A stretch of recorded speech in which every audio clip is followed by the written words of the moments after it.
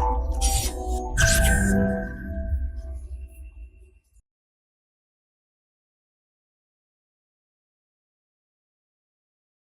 दोस्तों, this is Prem Sorani coming up with the next round of our news simplified. और आज में हम बात करेंगे इस सेशन में that is of this Stockholm convention. अभी ये रिसेंटली काफ़ी न्यूज़ में रही थी, स्पेशली इन 2020 इंडिया ने इसमें काफ़ी जो 7 केमिकल्स थे इसमें, जो पीओपीज जिनको बोलते हैं, परसिस्टेंट ऑर्गेनिक पॉल्यूटेंट्स, उनको इंडिया ने बैन कर दिया था। That's why it becomes very important for your prelims point of view. अभी आप इसको जान लीजिए। हम इस वीडियो में बात करने वाले हैं सबसे पहले स्टॉकहोम कन्वेंशन की, then what are persistent pollutants जो होते हैं, organic pollutants, what these are. Then हम देखेंगे ग्लोबल एनवायरनमेंट फैसिलिटी, ये क्यों रिलेवेंट है इस सेशन में, ये भी आपको समझ में आएगा। And what about India and this Stockholm convention, क्या है इंडिया का, इससे कितना अपने जो पॉल्यूटेंट्स हैं वो बैन किए हुए हैं, कब हमने इसको रेटिफाई किया, वो एक एक करके इस वीडियो में आप देखते हैं। तो चलिए शुरू करते हैं। सबसे पहले हम देखते हैं कि न्यूज क्या है। तो इंडिया ने 7 ऐसे पीओपीज थे, पॉल्यूटेंट्स जो थे, परसिस्टेंट ऑर्गेनिक पॉल्यूटेंट बोलते हैं इन्हें। क्या होते हैं ये भी हम बात करेंगे। इन 7 को इंडिया ने बैन कर दिया, ठीक है। और इसी के तहत इंडिया जो है 2018 में रूल्स लेके आता है परसिस्टेंट जो पॉल्यूटेंट्स हैं, पीओपीज हैं, इनको बैन करने के लिए under environment protection act of 1986। और अभी हमने रेटिफाई भी कर दिए। 7 जो पीओपीज हैं उनको पूरी तरह से एलिमिनेट करेंगे, उनके ऊपर कोई हम ना तो ट्रेड करेंगे, ना इंपोर्ट करेंगे, ना एक्सपोर्ट करेंगे। तो अब हम जो है एक तरह से क्या है, स्टॉकहोम कन्वेंशन के अंडर जो है हमारा जो प्लान था, हमने जो रेटिफाई किया उसके ऊपर हम काम कर रहे हैं, right. So this is the news. अब इसके बाद एक और इसमें इंपॉर्टेंट चीज जो हुई थी, दैट वाज कि जो रेटिफाई करते हैं हम कि कौन कौन से पीओपीज को इंडिया बैन करने वाला है, that has to be ratified by the cabinet committee. लेकिन अभी कैबिनेट कमेटी ने अपनी पावर्स डेलीगेट कर दी हैं और ministry of external affairs and now this ministry of environment and forest, climate change वाली जो मिनिस्ट्री है, ये दोनों मिलकर डिसाइड करेंगी कि which particular POP has to be banned in India. यानी अब कैबिनेट कमेटी जो है वो डिसीजन नहीं लेगी, ये दोनों डिसीजन ले सकते हैं। दैट इज द न्यूज, ठीक है। अब इससे बेनिफिट क्या होगा इंडिया को, हमने रेटिफाई कर दिया, ये 7 हमने केमिकल्स जो थे बैन कर दिए पीओपीज को, तो इससे इंडिया को फायदा क्या होगा। इंडिया को फायदा ये होगा कि ग्लोबल एनवायरमेंट फैसिलिटी जो है वो एक फाइनेंशियल आर्म है अपनी यूएनएफसीसी की, या फिर जो हमारे डेवलपिंग एंड इमर्जिंग कंट्रीज होती हैं उनको फाइनेंस अवेलेबल कराती है, जीईएफ, वो भी हम बात करेंगे इन वीडियो।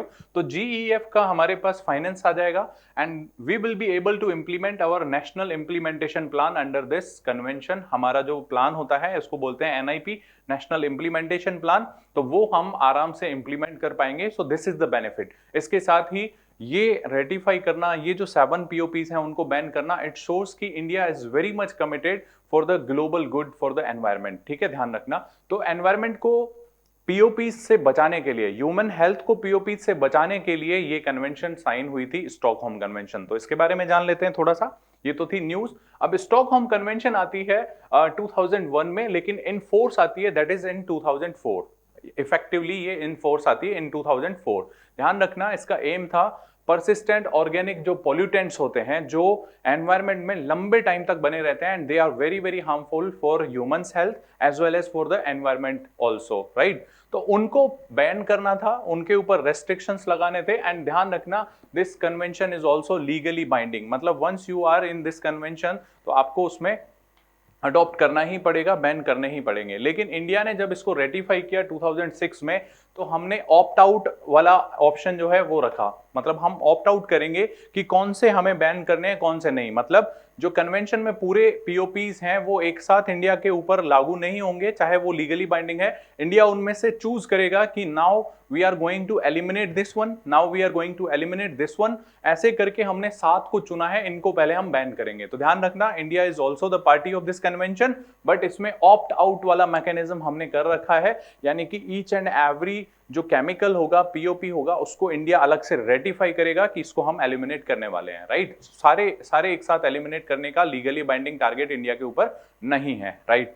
अब इसके बाद हमने देखा कि इंडिया ने इसको रेटिफाई कर लिया एंड इसका एम क्या था, banning the POPs and restrictions of their use. मतलब इन पीओपीज का जितना हो सके हम रेस्ट्रिक्शंस लगा दें एंड हो सके तो इनको बैन ही कर दें।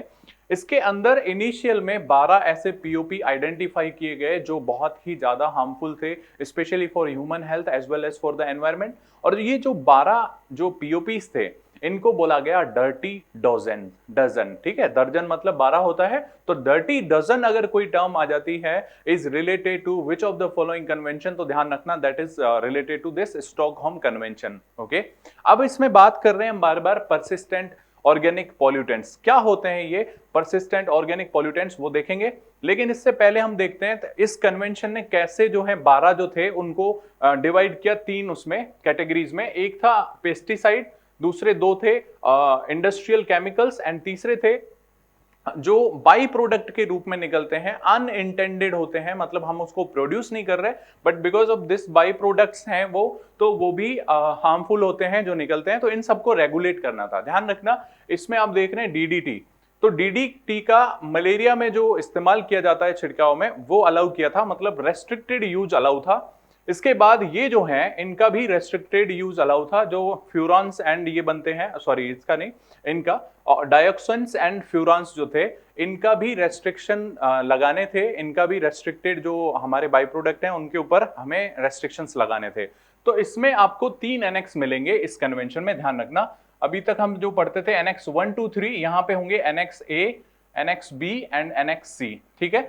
ए जो होगा उसमें पूरी तरह से क्या होंगे, एलिमिनेशन होगा, एलिमिनेट करने हैं, तो जो भी पीओपीज इस लिस्ट में है एनेक्स ए में उनको आपको एलिमिनेट करना होगा। बी में जो है उनके ऊपर आपको लगाने होंगे रेस्ट्रिक्शंस, एंड जो सी है उसमें अनइंटेंडेड जो यूज है, अनइंटेंडेड यूज है उसको मिनिमाइज करना है, ठीक है। सो ये 3 एनेक्स होंगे इस स्टॉकहोम कन्वेंशन में।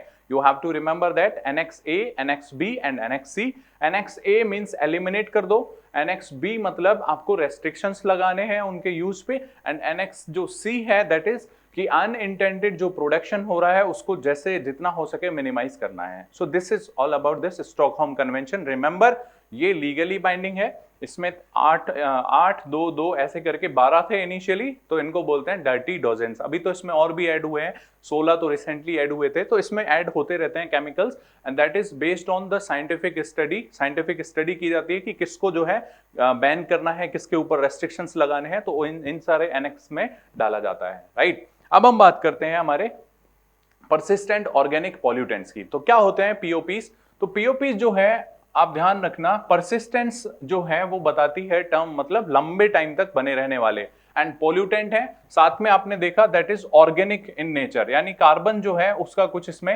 रोल रहता है। तो ऐसे कार्बनिक ऑर्गेनिक जो स्ट्रक्चर्स होते हैं, ऐसे पॉल्यूटेंट्स होते हैं जो लंबे टाइम तक एनवायरनमेंट में बने रहते हैं। इनकी कुछ केमिकल एंड फिजिकल प्रॉपर्टीज होती हैं जो इनको परसिस्टेंट बनाती है in environment as well as in the human bodies, in the animals bodies also, ठीक है। तो इसमें ध्यान रखना, कोई भी ऐसा पॉल्यूटेंट परसिस्टेंट कब हो सकता है, जब एक तो वो किसी फूड चेन में एंटर कर जाए। इसकी जो फीचर्स हैं वो होंगी, ये ऑर्गेनिक है, पॉल्यूटेंट है, तो अगर ये किसी, मान लीजिए ये जो है, मान लेते हैं हम कोई आपका पेस्टिसाइड था, जब आप पेस्टिसाइड खेतों में डालते हैं तो वो जो है इसमें प्लांट में पहुंच जाता है, एंड इस प्लांट से फिर वो एनिमल में चला जाता है, एंड एनिमल में जब वो जाता है तो उसको हम बोलते हैं बायो अक्यूमुलेशन, मतलब वो अक्यूमुलेट होता है, एंड इस एनिमल को फर्दर जब फूड चेन में आप जाओगे, कोई और एनिमल कंज्यूम करता है, तो इसका होता है बायो मैग्निफिकेशन, यानी इसका कंसंट्रेशन नेक्स्ट लेवल्स पे बढ़ता जाता है, इसको और जो खाएगा ऊपर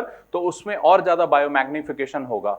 तो ये जो परसिस्टेंट ऑर्गेनिक पॉल्यूटेंट्स हैं, ध्यान रखना, इनमें बायो अक्यूमुलेशन भी होता है एंड बायो मैग्निफिकेशन भी होता है, ये दो टर्म ध्यान रखनी है। अक्यूमुलेशन जब वो फूड चेन में एंटर करता है, और जब फूड चेन में आगे बढ़ता है तो इसका बायो जो कंसंट्रेशन है वो बढ़ता जाता है, बायो मैग्निफिकेशन होता जाता है, राइट। सो दिस जो है, ये जो है पॉल्यूटेंट, इसका बायो मैग्निफिकेशन, बायो अक्यूमुलेशन होना कब होगा, जब ये कंप्लीटली इस फूड चेन में एंटर कर पाए और लंबे टाइम तक टिक पाए। ध्यान रखना, अगर ये वाटर सॉल्यूबल हुआ तो फिर ये जो है एक्सक्रीटा, एनिमल के एक्सक्रीटा में बाहर आ जाएगा, तो इसलिए ये वाटर सॉल्यूबल नहीं होते, ये फैट सॉल्यूबल होते हैं, यानी कि पानी में अगर घुल गए तो जो एनिमल वेस्ट है, जो बाई प्रोडक्ट्स होंगे उसमें बाहर आ सकता है, लेकिन ये फैट में सॉल्यूबल होता है, यानी आपके जो टिश्यूज हैं उसमें ये घुल जाता है, एंड दैट्स वाई आपके फैट में स्टोर हो जाता है। तो जैसे ही इस एनिमल को दूसरा एनिमल, कोई फूड चेन में जो अपर एनिमल है वो कंज्यूम करेगा, तो इसके जो फैट टिश्यूज हैं उससे इसमें भी वो जो पॉल्यूटेंट है वो एंटर कर जाएगा, यानी पूरी फूड चेन जो है उसमें ये पॉल्यूटेंट आगे तक जाएगा, right. So this is the persistent organic pollutant. I hope आपको समझ में आ गया होगा। अब ये बहुत खतरनाक हो सकता है जब इसका बायोमैग्निफिकेशन होता जाता है, तो ये पूरी फूड चेन को खराब कर देता है, and that's why this is very very dangerous for environment as well as for the food chains, for animal health, for human health, सभी के लिए बहुत डेंजरस होता है। तो ये होते हैं परसिस्टेंट ऑर्गेनिक पॉल्यूटेंट्स। तो इन सबको आपको इसलिए बैन करना है under this Stockholm convention, right. अब हम बात करते हैं, ये कुछ ऐसा यूज होता है, इंडस्ट्रीज से भी निकलते हैं, अगर फूड चेन में एंटर कर गए तो मैंने आपको बताया पूरी जो फूड चेन है उसको ये क्या कर देते हैं, पॉल्यूटेंट की तरह काम करते हैं, उसमें एंटर कर जाते हैं। अब जो एक चीज है that is global environment facility. अब जो भी इकोनॉमीज हैं, specially developing economies and emerging economies जो भी हैं, इन सबको एक फाइनेंशियल आर्म है जो हमारी 1992 की जो अर्थ समिट हुई थी उसमें बनाई गई, that is global environment facility. ये 1992 में आती है, एंड इसका काम क्या है, डेवलपिंग एंड जो इमर्जिंग इकोनॉमीज हैं उनको हेल्प करना, specially in the matters of climate related जो भी डेवलपमेंट्स होते हैं उसमें हेल्प करना।